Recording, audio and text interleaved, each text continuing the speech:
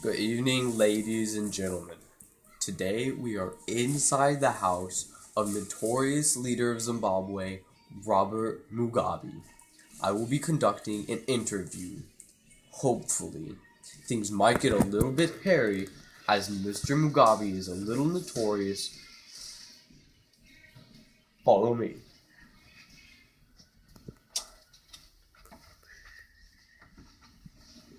Mr. Mugabe. Oh, what are you doing in my house? Mr. Mugabe, my name is Mr. Interviewer. What is going on? And I would like to conduct an interview. Would it be alright if I took a seat? No, why are you in my house? So, Mr. Mugabe, my first question for you today is, what do you have against the British?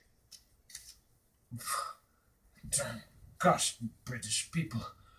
Well, you've been oppressing my country for centuries now. You came from a power-hungry country and you just throw away my people like they are nothing. So, now when I take back Zimbabwe from the Rhodesians, they call me racist because I didn't want any white people anymore. Gripping stuff.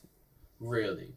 Now, my second question today for you would be, where did you come from? And what is your past? Well, in 1924, I was born into southern Rhodesia, shortly after the British conquered it and oppressed my people.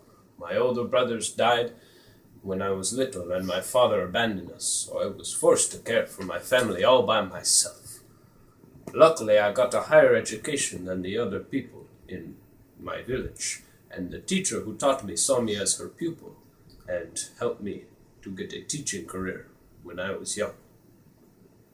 Wow, I see. Now, riddle me this one, Mr. Mugabe. People claim that you have child soldier encampments all across Zimbabwe. What do you have to say for yourself?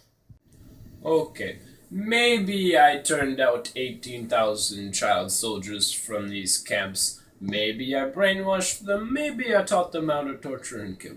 But if you look at the population graphs of Zimbabwe, it is no old people, all young people. That's all I had to use. And plus, they were really easy to use. I mean, I would go to some houses and maybe persuade them a little bit. They would give their children to me, no problem. If you ask any Zimbabweanite, they will say, "Yes, sir, it is okay. We do it for the freedom of our people and to get rid of the white people in our government, in the other governments and other stuff like Rhodesia."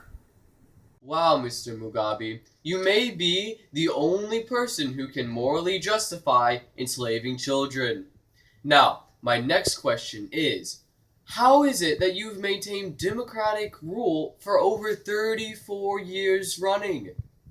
Well, it started out when I was leading my people as the general of ZANU across great battles and many victories. And so then they elected me to lead Zimbabwe out of gratitude.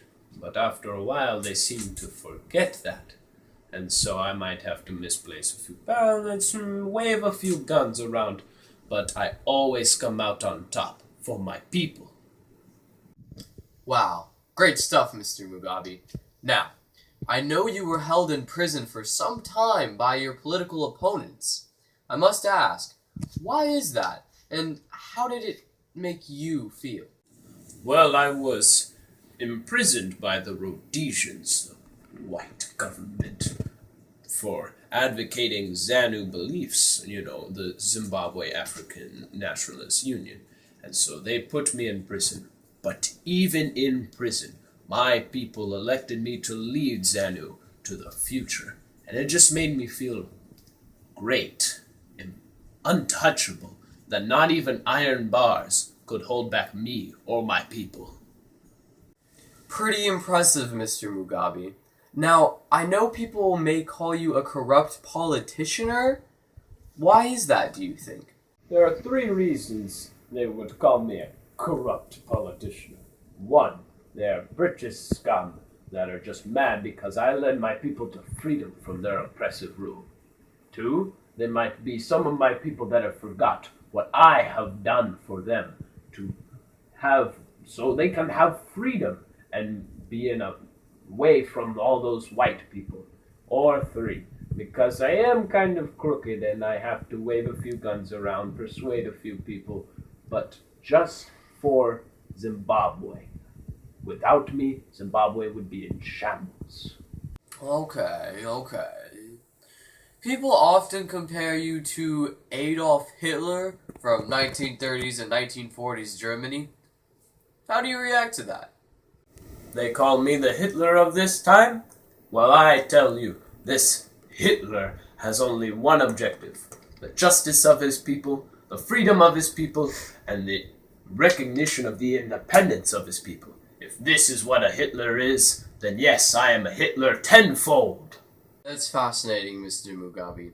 Now, besides freeing your people from the British, what have you done for your country in the last few decades? What have I done for my people? Well, other than, of course, like you said, freeing them from the British, I have reduced infant mortality rate, which is statistics from death of babies. Let's see, I have increased the adult literacy rate, given my people a higher education than the average African, and I've given 80% of my population immunization. I will always be there for my people. Never forget that. Now get out of my house. I don't know why you're here in the first place. Alright, you heard Get it out. right from the source. Get out of here. Okay. We are not a British colony. You must know that. Tell him again. We are not a British colony.